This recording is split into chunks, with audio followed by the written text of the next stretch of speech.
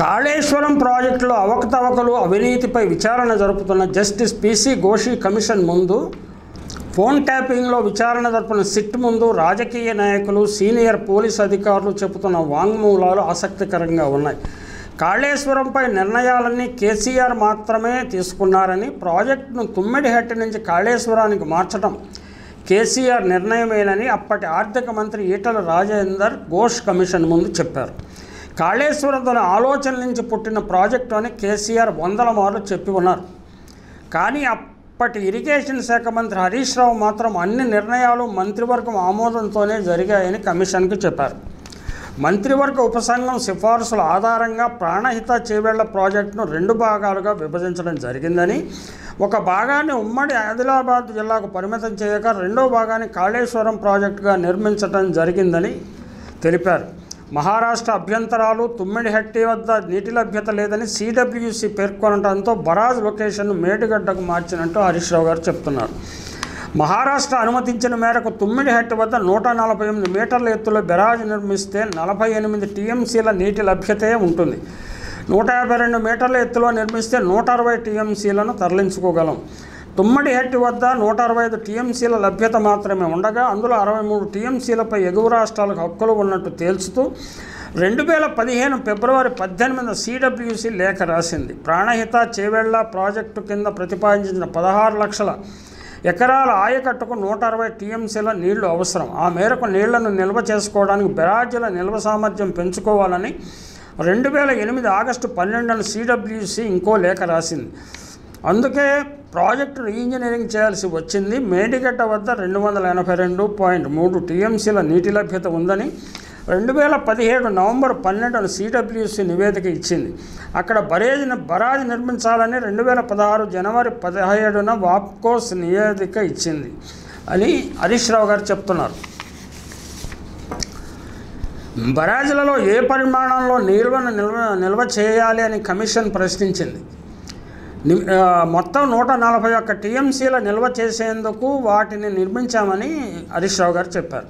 కాంట్రాక్టర్లలో ఒప్పందాలు జరిగాక కొత్తగా ఫ్లడ్ బ్యాంకులు, డిశ్చార్జ్ ఛానల్స్ నిర్మాణ పనులు అప్పగించడం ప్రణాళిక లోపం కాదా అని కమిషన్ అడగగా సాంకేతిక అంశాలపై సమాధానం ఇవ్వలేనని హరీష్ రావు బదులిచ్చారు. ఇలా ఉండగా బ్యారేజ్లు, డ్యాముల గురించి స్పష్టమైన అవగాహన ఉంటే బ్యారేజ్లలో అంత మొత్తంలో నీటిని నిల్వ ఉంచేవారు కాదన్న అభిప్రాయము ఇరిగేషన్ నిపుణులు వ్యక్తం చేస్తున్నారు. డ్యామ్కు బ్యారేజ్కు తేడా తెలియకుండా బ్యారేజ్లలో ఎక్కువగా నీరు నిల్వ ఉంచడం వల్ల మేడిగడ్డ వద్ద ప్రమాదం జరిగిందని కూడా ప్రముఖులు చెబుతున్నారు. ఇది ఇలా ఉండగా సిట్ ముందు ఫోన్ ట్యాపింగ్ విచారణకు ఎదుర్కొంటున్న మాజీ special intelligence bureau chief Prabhakar Rao గారు మాట్లాడుతూ 2023 అసెంబ్లీ ఎన్నికల ముందు ప్రతిపక్ష నాయకుల ఫోన్ ట్యాపింగ్పై తనపై దాడి జరుగుతుందని గుర్తించి అమెరికాకు పరారీ అయిన మాట నిజమేనని అంగీకరించారు. పై అధికారుల ఆదేశాల మేరకే ఫోన్ ట్యాపింగ్ జరిపినట్లు ఆయన చెప్పుకుంటున్నారు. వారెవరూ తమ సొంత ఇంగితాన్ని వినియోగించినట్లు కనిపించడం లేదు. అండ్ అక్కడ హరీష్ రావు గారు కానీ ప్రభాకర్ రావు గారు అని సొంత ఇంగితాన్ని ప్రదర్శించకుండా పై అధికారులు చెప్పిందో, మంత్రివర్గం చెప్పిందో, చీఫ్ మినిస్టర్ గారు చెప్పిందో చేసామన్నట్టుగా తమను తాము సమర్థించుకుంటున్నారు. They want to save their skin. Kaleshwaram ప్రాజెక్టుపై కాంగ్రెస్ ప్రభుత్వం, బీఆర్ఎస్ నాయకులు చేస్తున్న ప్రకటనల వైరుధ్యాలను మనం జాగ్రత్తగా పరిశీలిద్దాం. కాంగ్రెస్ ఏం చెబుతున్నదంటే మేడిగడ్డ నుంచి 5 ఏళ్లలో ఎత్తిపోసింది 162 టీఎంసీలేనని చెప్తోంది. అయితే బీఆర్ఎస్ ఏమంటుందంటే మేడిగడ్డ, అన్నారం, సుందిళ్ల నుంచి Gayatri pump house, Nandi, Medaram pump హౌస్ల నుంచి మొత్తం 868.5 టీఎంసీల నీటిని తోడి కాళేశ్వరంలో ఎత్తిపోసామని హరీష్ రావు గారు అంటున్నారు. 2 వరదలు వచ్చినప్పుడు వీటిలో అంటే 162 టీఎంసీలలో సముద్రంలోకి వదిలింది 63 టీఎంసీలు అని కాంగ్రెస్ నాయకులు చెప్తున్నారు. ముఖ్యంగా ఉత్తమరెడ్డి గారు చెప్తున్నారు. మిగిలిన 99 టీఎంసీలతో 22 లక్షల ఎకరాలకు నీళ్ళివ్వటం సాధ్యమా అని ఉత్తమరెడ్డి గారు ప్రశ్నిస్తున్నారు. దానికి హరీష్ రావు గారి సమాధానం ఏంటంటే కాళేశ్వరం ద్వారా 20.33 లక్షల ఎకరాలకు ప్రయోజనం ఉంది అవకాశం ఉందని అంటున్నారా, ప్రయోజనం చేకూరిందని అంటున్నారా? స్పష్టత లేదు.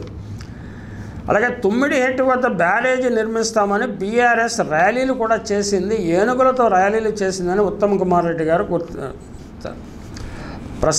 గుర్తు చేస్తున్నారు.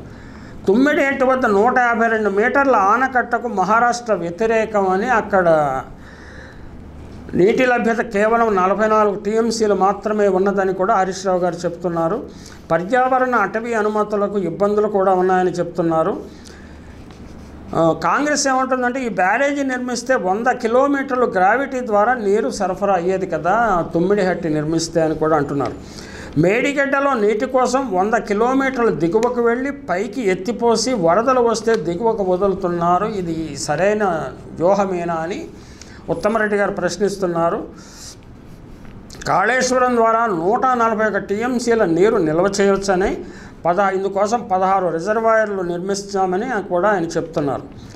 అలాగే అయితే దీన్ని ఉత్తమ్ కుమార్ రెడ్డి గారు వెటకారంగా ఇది ఎత్తిపోతల పథకమా తిప్పిపోతల పథకమా అని కూడా ప్రశ్నించారు.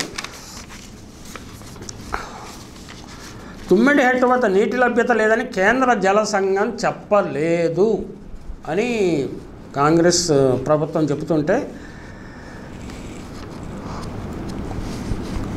కేంద్ర జల సంఘం చెప్పింది అని హరీష్ రావు గారు చాలా స్పష్టంగా చెప్తున్నారు. ఇందులో వైరుధ్యాలు ఏమిటో స్పష్టం కావాల్సి ఉంది. అంటే పీసీ ఘోష్ కమిషన్ నివేదిక వచ్చాక ఇది ఏది వాస్తవము ఏది అబద్ధము, ఎవరు డబాయిస్తున్నారు, ఎవరు వాస్తవం చెప్తున్నారు.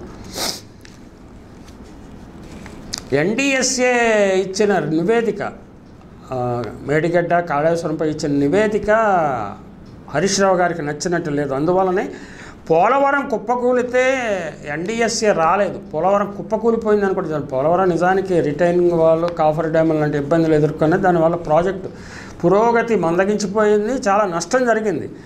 కానీ పోలవరం కుప్పకూలితే ఎన్డీఎస్ఏ రాలేదు అని ఇప్పుడు ఈ నాయకులు ప్రశ్నిస్తారు, బీఆర్ఎస్ఏ నాయకులు. అలాగే కాంగ్రెస్ ఏమంటుందంటే ఈ నీటిపారుదలపై బీఆర్ఎస్ ప్రభుత్వం చేసిన అప్పులకు ఏటా 16,000 కోట్లు వడ్డీ కడుతున్నాం కదా, ఇది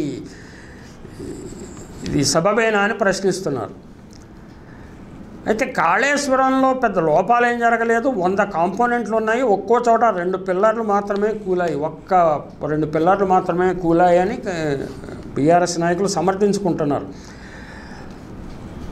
మరి కాళేశ్వరం పంపు హౌసులన్నీ నడిపిస్తే ఏటా 10,000 కోట్ల విద్యుత్ బిల్లు వస్తుంది కదా, ఇది సబబేనా అని కాంగ్రెస్ నాయకులు ప్రశ్నిస్తున్నారు. బీజేపీ ఆఫీసులో కూర్చుని ఎన్డీఎస్ఏ నివేదిక తయారైందని బీఆర్ఎస్ నాయకులు తీవ్రమైన ఆరోపణ చేశారు. వాళ్ళు బీజేపీ శీలాన్ని శంకించారు, ఎన్డీఎస్ఏ అధికారుల శీలాన్ని శంకించారు. మొత్తం మీద తీవ్రమైన ఆరోపణ. కాంగ్రెస్ బీజేపీ కుమ్మక్కై బీఆర్ఎస్ని ఇబ్బంది పాలు చేయడానికి ఇటువంటి నివేదికలు, అంటే వీరిచ్చే నివేదికల విశ్వసనీయతని అనుమానించే విధంగా వారి శీలాన్ని వారి లక్ష్యాలను కూడా దెబ్బతీసే విధంగా మాట్లాడుతున్నారు. రేపు పీసీ ఘోష్ కమిషన్ కూడా తమకు వ్యతిరేకంగా వస్తే అదే రకమైన వ్యాఖ్యానాలు చేయడానికి ఏమాత్రం వెనకాడరని మనం గుర్తించాలి. 1975లో నిర్మించిన ఫరాక్కా బ్యారేజీ చెక్కు చెదరని లేదు, రాతి కట్టడం అది ఇప్పటికీ స్థిరంగా ఉన్నదని ఉత్తమ్ కుమార్ రెడ్డి గారు అంటున్నారు. అయితే ఈ కాళేశ్వరం ప్రాజెక్టు కట్టడం చాలా చారిత్రక అవసరం అన్నట్టుగా బీఆర్ఎస్ ప్రచారం చేసుకుంటుంది. హైదరాబాద్కు 30 టీఎంసీలు నీరు అవసరం, జనగామ, కరీంనగర్, మేడ్చల్ తదితర జిల్లాలకు 10 టీఎంసీలు నీరు అవసరం, పరిశ్రమలకు 16 టీఎంసీలు అవసరం అని కూడా చెప్తారు.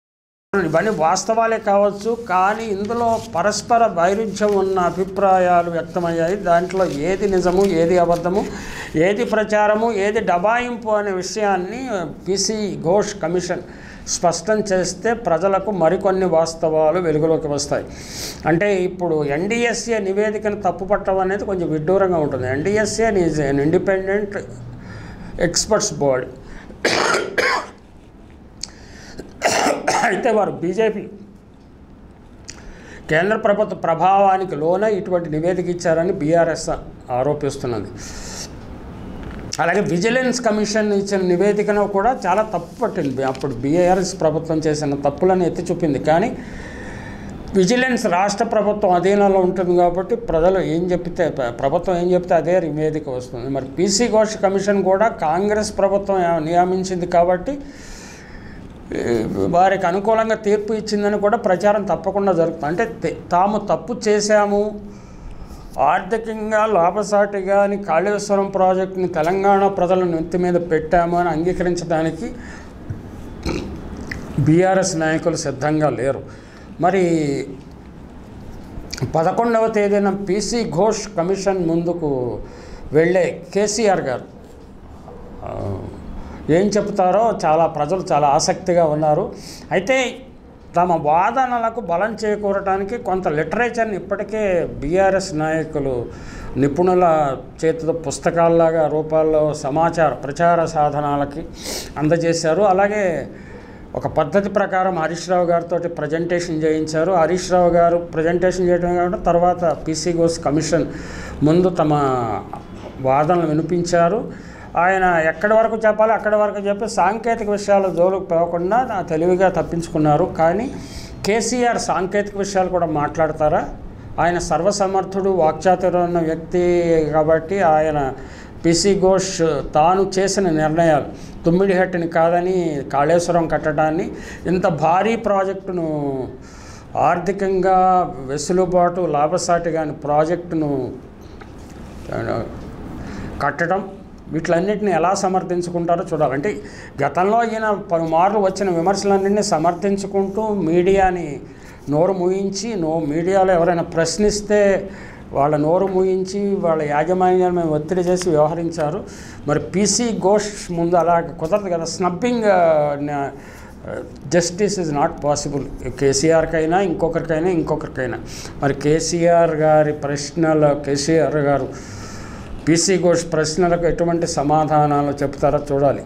హరీష్ రావుని 90 నిమిషాల పాటు గ్రిల్ చేయటం అనండి, ప్రశ్నించడం అనండి చేసిన పీసీ ఘోష్ కమిషన్ కేసీఆర్ గారితో ఎంతసేపు వ్యవహరిస్తుందో చూడాలి. ఏదేమైనా this is all a very interesting time for Telangana people. They should try to understand the intricacies of the projects ఎందుకు చేశారు, నిజంగా చిత్తశుద్ధితో చేశారా, తెలంగాణ ప్రజల మదిలో నిరంతరము ఎప్పుడు ఎల్లకాలం నిలిచిపోవాలని ఆశతో చేశారా, లేకపోతే డబ్బు ఆశతో చేశారా, కమిషన్ల దాహంతో చేశారా, ఎవరెవరు ఎంత కమిషన్లు తీసుకున్నారు, ఇవన్నీ ప్రస్తావనలు వస్తుంటాయి తప్పకుండా. ఎందుకంటే ప్రాజెక్టుల్లో కమిషన్ తీసుకొని ప్రభుత్వాలు కానీ రాజకీయ పార్టీలు కానీ ఏమి, కానీ ఇది అత్యాశతో చేశారా, లేకపోతే ఎందువల్ల ప్రాజెక్టు వ్యయం ఇంతగా పెరిగిపోయింది, వీటిలన్నిటినీ కేసీఆర్ గారు సమర్థించుకోవాల్సి వస్తుంది.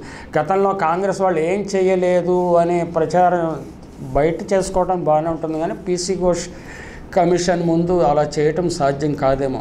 ఏది ఏమైనా కేసీఆర్ గారు ఏం చెప్తారో మనం ఆసక్తితో గమనించాల్సి ఉంటుంది.